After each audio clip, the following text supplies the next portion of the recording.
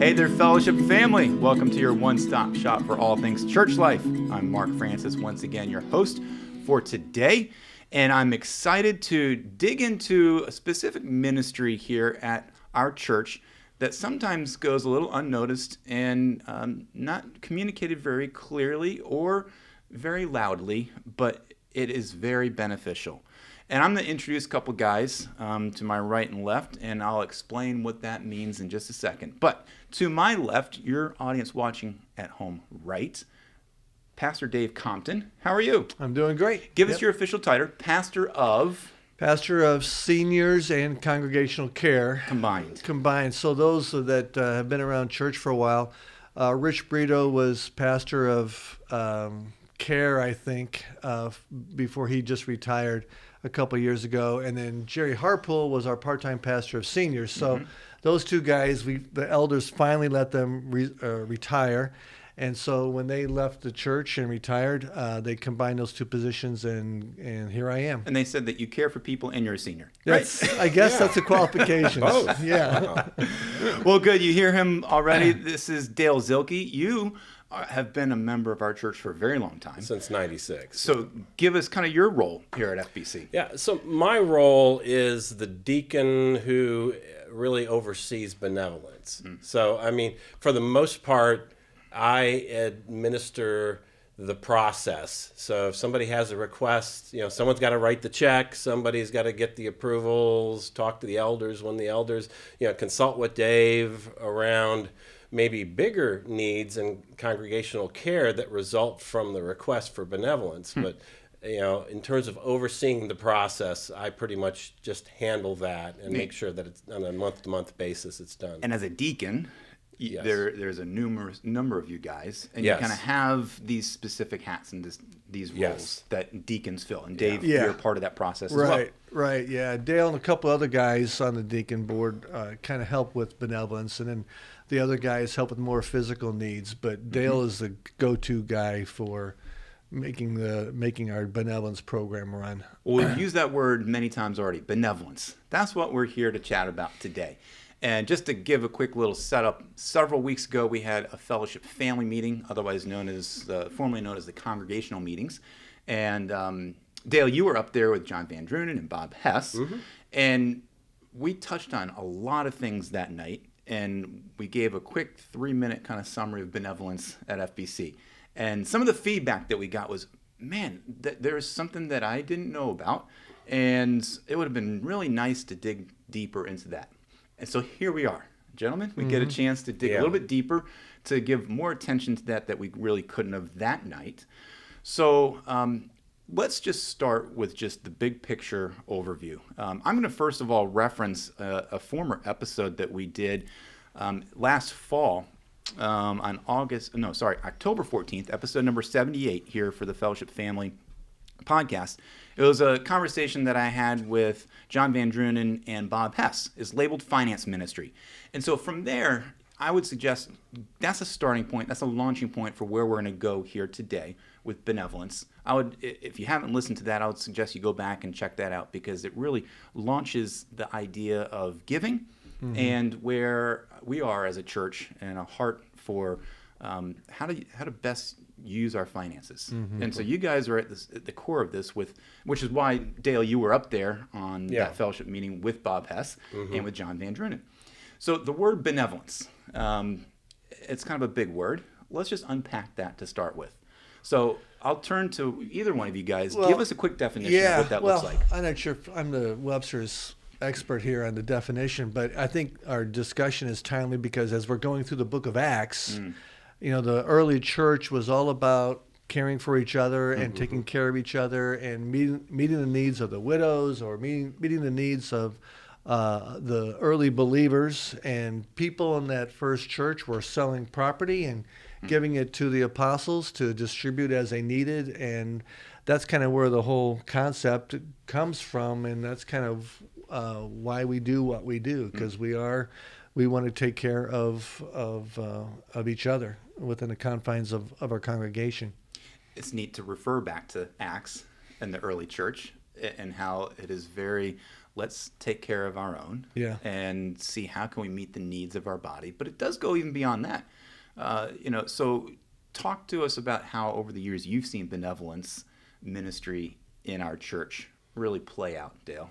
Yeah, so for the most part, the focus of benevolence in FBC has been to help people who have limited resources get through a period of time, a rough stretch, where they can't make their ends meet. They may have, normally have their budget in order, they've got jobs. In some cases, they've lost a job, but there's a period of time that we need to come alongside them to help them get through this period and get back on their feet successfully. And that's done, so that's part of that financial discussion, that we actually are part of the church's finances, but we're not part of the general giving. It's kind of an interesting part where is going to the past. We used to have once a month on Communion Sunday we would hand out the benevolence envelopes. And back in the days of actual bulletins, right? Yes, Paper yeah, that were being paper handed stuff. out. Yeah. And there's many things that would be stuffed in those bulletins. Yes. And it would get very confusing, and which week would be which stuffing, right? Correct. I'm not a fan of paper, by the way. Yeah. Full disclosure. Maybe So one of I'm- the benefits of COVID. I'm excited about actually, going digital, yeah. but Yeah. yes, there is benefit to actually touching and seeing something. I get that. So that's probably where the pattern was set for, in a lot of people's minds, for giving to benevolence, and the awareness that there was a benevolence account, a checkbook within the church financial assets that can be used to help out people within the church, primarily members and attenders. And and we can get into the discussion of how you kind of activate that process. But Put a pause on that because you said a couple of key things that I just wanted to highlight. First of all, you're saying it's primarily for our own body, yes, for our members, for our attendees. And then you also said it's for a period of time. And so, for somebody who is in specific financial need for a period of time. So this is not like handouts for all time that you're getting vouchers, with food stamps forever. That there's finite period that I'm sure you guys are wrestling with on a weekly basis. So what goes into that deciding factor? Because I think that's part of the conversation as well. Yeah, so typically it starts when we get a request, either from another member in the church that would say, hey, we think somebody could use some help over here. We'll actually ask that person to talk to the person they're thinking about to get permission to even start this discussion. But we typically then sit down with the person who might have the need and try to define what the situation is, get the backstory, because there might be more congregational care issues that we might be able to address, not just money, but then we start getting a sense, is this a short-term situation due to job loss, health issue? Did the car just conk out? Car breaks down, the furnace breaks down, Is it and sometimes it's a person who passed away and doesn't have any other family in the area, and we're talking about funeral expenses or something. So we do take a look and try to define what the time frame is, and be honest with you, and then we try to stay flexible depending upon the situation of the person. We don't necessarily want to be hard and fast on, after 3 months we're done. Right. Well, we have to see how the situation has changed. Is the person taking all the steps that they can to kind of address the situation, things like that. So what kind of discipleship happens when you're working with somebody like that through a temporary period of building them up, yes, financially, but then also spiritually? Yeah, like Dale even mentioned, the car breaks down or they lose their job, and the money and the finances is one thing, but a lot of times that might cause the stress or the anxiety or,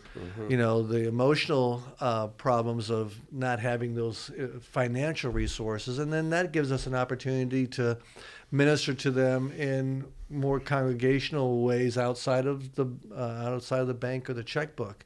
And so whether that person would benefit from a Stephen minister or By the way, the community groups play a big part. So Yes. the community groups really have stepped up big time in the past. And not only helping them out with their physical and financial needs, but how are they doing in their walk with the Lord? And can a community group come alongside of them during that period as well? If they're not in that community group, then that gives us an opportunity to connect them with maybe a Stephen minister or somebody else in a church that maybe has walked down that path prior and know what it's like and can really give them some good support. And you mentioned that sometimes it's somebody who reaches out to the church on behalf of someone else. So that's where community group being eyes and ears to the pulse of the body as a whole, because maybe somebody's not going to reach out on their own, wave their hand, be like, hey, I have a need here. Right.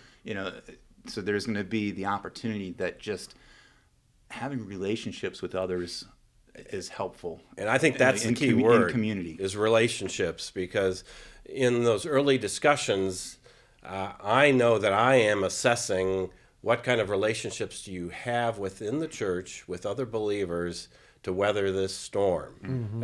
Dollars are one thing, that always helps, but it's the body of Christ that makes the difference in helping another believer, a brother or sister in Christ, to get through this period of time. And writing a check without the relationships really is very short-sighted on our part. Sure. Well, and it's helpful to know that you guys are wrestling with this on a regular basis behind the scenes. And it's not just throwing money out and just trying to appease people. Yeah. And that's wisdom, and it's biblical. Yes. And so there's an approach that, yes, as a community group leader or as somebody in relationship with somebody where you're having your ears and your eyes out to those who might have need, that you can entrust that person with making the phone call to the church and saying, okay, yes, and I would you guys are add, involved. With a community group, our community groups are just awesome, and they do so many things that we're not even aware of. But I think this is an opportunity for us to let those community group leaders know that they're not always on their own. If the community group is helping out, but let us know if we can help you help out or give some additional help. So that's an additional kind of link that we have with the community group. So we're there to help them out. So one other thing you mentioned several minutes ago, Dale, that I wanted to come back to, you said that this is a separate fund outside of the general giving of FBC. So just to summarize our giving at FBC, there's a big general kitty of money, and 20% of that goes to missions, and then a bunch of it goes to the building expenses and payroll and utilities and you name it, all the other things. And we come out where, thankfully, and God has blessed us over the last many years, that there's not a negative trend. And that was part of the report at the fellowship family meeting, that we are doing well where we can afford some of these improvements that you see around the church. But this is benevolence that we're talking about is outside of that fund. Right. So walk us through what that looks like, Dave. And kind of, by the way, you've been an elder as well before you were in this role. So you've kind of seen both sides of the elder leadership and kind of the decision-making process that goes there. And now being the boots on the ground with the care. How are we taking that extra money and then saying, okay, that's going to benevolence? Yeah. Well, we don't have to make that decision on taking extra money and giving it to benevolence, because when the money comes in, it's designated for benevolence. People are basically designating their giving to benevolence. It's earmarked. Yes. Yeah. So it goes into the benevolence fund, and going back many, many years, I think people have been very diligent and committed to, whether it's monthly or annually or whatever, giving an amount to just the benevolence fund, and that's where it goes. So what's the state of the union right now with that? I mean, because part of this conversation is it has not been publicized as much as it has with that paper trail that you talked about before the digital age of an envelope and a bulletin, right? Yeah. So what is the kind of current, without giving dollars and cents, how is the giving happening right now? Is it strong? Yeah. So every month, they'll give a deposit. I'll get a notice that I need to enter it into QuickBooks. But and it's consistent. However, at Christmas time, we usually get a spike. It's consistent across the other months, and then right at Christmas time, we'll get a spike, sometimes greater than others, but for the most part. But it seems to be there's a core of people that developed that discipline early on, and I won't say it's exclusively some of the older members, but I think there's probably where the vast majority that have that spiritual habit now of giving to benevolence. So I wouldn't say that I've seen it decrease, but my suspicion would be is that maybe in the future we might see it start to tail off because, as we generationally turn over in the church, that could happen. So I do think it's important, not that we need the money. God has blessed us with everything we need to meet the needs of the congregation and also give generously to the community when we have an excess. But I think there's something to be said about developing a spirit of generosity. And I guess for the younger generation coming in, however you want to define that, I think that's really what I'd like to kind of lay out there as a challenge. Is just say, now you may be giving to all sorts of benevolent activities, and I don't see that, and that's okay. But that would be probably the thing that I would have in the back of my mind that I'd be a bit concerned about, to make sure that we are able to sustain this at the level that God wants us to. Yeah. It's younger generation, but it's also newer generation to FBC. We've seen COVID really shake up who is attending, and God has just been so great to see how Easter services, we're almost at the exact same maxed out numbers that we've been ever in the history of FBC. And so if you're watching and listening and you're newer to FBC over the last couple of years and you haven't been exposed to this is just an awareness. Yeah. Because Dale, you're right. I mean, there are plenty of other really great ministries here in town locally that we support and are affiliated with that you could give to, or nationally. But there's something about the heart of what God laid out in the book of Acts with the early church of taking care of your own, and internally here at FBC to know that there is this extra level of giving that can occur through earmarking benevolence.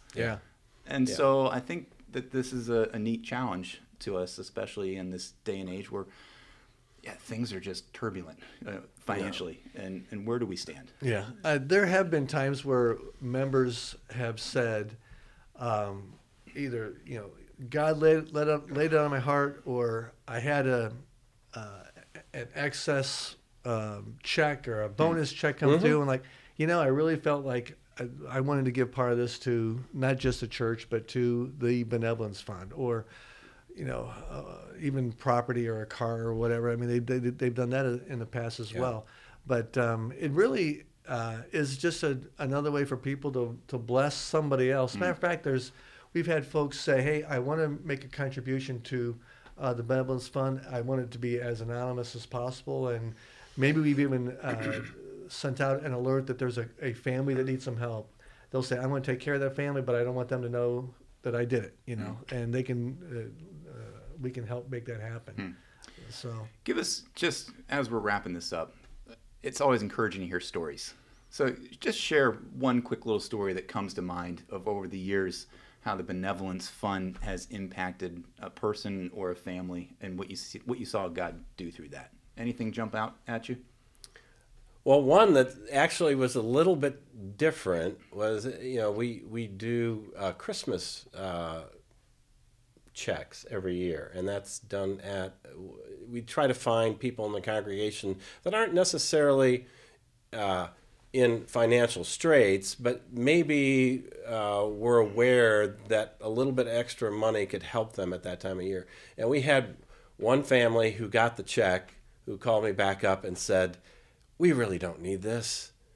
Can I send it back to you? And I said, you know what? I would like you to actually find somebody else that you could bless with this money, and because we really don't need it back.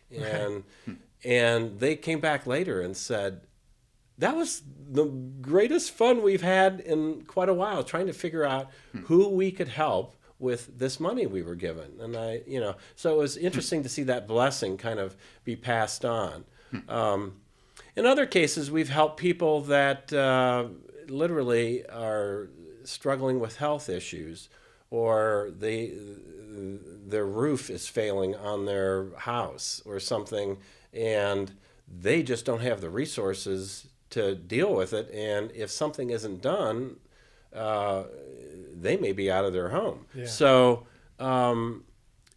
it's just great to see how we can step in with usually a broader number of people to kind of help specify what roof to get and how to deal with it, and then really engage the person to find out the other parts of their life, maybe where they need some help. So, I mean, I think it's a kind of it opens the door to whatever care that we could provide beyond just the check. And we've had a couple of cases of that where the person has really been impacted, and we get cards, back, thank you cards, and I'll make digital copies of those and then send them around so we can all see the kind of feedback we get. But the thing I guess I leave with folks in that case, I said I appreciate you thanking me, but I said you're really thanking the church. It's really FBC congregation generosity that has allowed us to help you in this situation, and it's because your brothers and sisters in Christ love you that we're able to do this. So, and we've had varying responses. Sometimes we help somebody and we don't get a lot of feedback, for whatever reason. But then there's a lot of times where you can really tell that it has impacted them spiritually. To know that the body is there for them. That's neat. Yeah. Any specific one story stand out to you? Well, I just think of the folks that lost a loved one and just had very limited resources to help with funeral expenses. And here you have someone that's in just an emotional time for them, and so many things going at them at the same time in dealing with the funeral. And we were just able to help out and take care of one of those parts of those expenses, and it brings them to tears. And it's again, it's what the church is supposed to be about. And it's great to be able to be a part of that. But again, it's I wish there was a way that the people in the church can know that they are blessing people. Oh yeah. We're like the undercover guys. Right. The secret we help agents. out, and but a lot of people in the church need to know that they are doing the work of the church. That's cool. Through benevolence. And the other blessing part that I would say comes is when other people from the church come on someone else's behalf and will say, "Hey, I've noticed this. Is there a way we could help them out?" And then we start this conversation about, well, let's go engage them. The fact that other people in just in the congregation or in ministry or are looking out for each other, community groups, is great. I mean, there's kind of I think levels of support that we talk about, that we really do want to see family step in to help family. Community groups step in to help community groups. But we also want to let people know that benevolence is there to help step in when that's not adequate enough, because sometimes the burdens get to be pretty great. But it's just seeing the other believers coming alongside and advocating for another person is really encouraging. That is a great point. That it starts in the home. Can families help each other out? Then can your community and your circle around you help you out? And then to the church level. Well, we've talked about almost kind of two categories of people here, but let's just summarize and just recap what we're talking about. If you are somebody who is in need, or someone who is in need, especially like we're talking finances, health, something they're struggling with, what should that person do? Yeah. So the first thing would be if you're the person in need or you're advocating for somebody, the first step of the process is to fill out a benevolence intake form. Okay. It gives us some basic ideas on what you think your need is, your basic situation. It gives me an email address and a phone number so I can start contacting. Mm-hmm. It also indicates that that person has given permission to start this conversation, that we're not intruding upon their privacy or pushing something maybe that they're not wanting. Mm-hmm. But once that starts, then we start assessing, let's kind of look at, how long you might need some help, what kind of help you need. And we typically pay bills for people. We don't hand people a check or cash. Mm-hmm. So we will say, okay, if you need help with your mortgage for a month or two, while you're getting through this period of time, we'll need to know who your mortgage holder is, and then we'll write a check. Mm-hmm. Or maybe if it's a medical bill or something like that. Utilities. Yeah. So we've done a number of things like that. But it starts with that benevolence intake form. And you do have to kind of lay out, there's some questions on there, and they're not terribly intrusive, but they do get some of the facts out on the table. Mm-hmm. Mm-hmm. And that's helpful because then I've at least got a little bit of a basis when I start the discussion that, I know what to pray about ahead of time before I call the person up. And where do we find that form? Is that something that So that's an electronic form that typically Dave would have access to, Deborah Clark would have access to. And we typically keep that form within the church because that's something that only members and attenders should be using to request, because there is a small process that we go for. We help some people outside the church through our advocate agencies, but that's a separate process that we don't probably need to talk about. So contact Dave C. at FBC VA, or Deborah C. Call the church at FBCVA.org. Yeah. So that's where you'd be going for that. Segment 2, if this conversation is spurring in your heart to be like, wow, I didn't realize this was even an opportunity for me. I feel that God is calling me to give above and beyond just to the general funds. Now what do we do? How does this person who is being spurred on how do they contribute an earmark to benevolence? What does that look like? I think there's several paths, if I recall correctly, that you can do it online and earmark it on your online. I'm not certain exactly how you do that. Put it in the memo. Put it in the memo? Okay. Yep. Or if you're writing a check, actual paper copy, you put it in the memo column. That's for benevolence. And because when you're online and you're on the online giving page, there's a fund drop-down menu box. It just says general giving. Benevolence is one of the drop-down menus there. Yeah. So you can find drop-down pretty easily there. Yes. Yeah. So that I think covers a lot of the easy steps that we want to look at and talk about today. As I'm hearing you guys talk, it spurs in my heart of like, wow, this is just an opportunity that God can use me to bless others. Yeah. Or if there is a time that comes in my life where I have that need, man, the church is here. Mm-hmm. And it's neat to see that come to life. And it's neat to hear stories of what God is doing around the church that sometimes is the secret agent behind the scenes ministry. And I do want to stress that we are very confidential about that. So you won't hear us use names. We only people that need to know, because we do want to just make sure that we protect people's dignity in the whole process, because sometimes that is almost a deterrent from seeking help, and we really do want to encourage people to seek help if they need it. Well, Dave, Dale, thank you so much for being here. Your wealth of knowledge, and thank you for what you guys do also here at the church behind the scenes, and just caring for the body in that way. Well, if you want to be a part of ongoing conversations in our podcast, go to our show notes where you can type in different details, contact either one of these guys as well. Just again, you heard some of the contact information of what you can do for benevolence here at FBC. And we still want to hear from you, so if you have stories of what God is doing in your world, in your life, we'd love to have you participate in this podcast as well. So thank you guys so much for watching and listening each week, each time we release these episodes.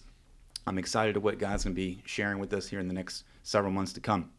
So until we do chat again, let Christ be the focus of our lives each and every day.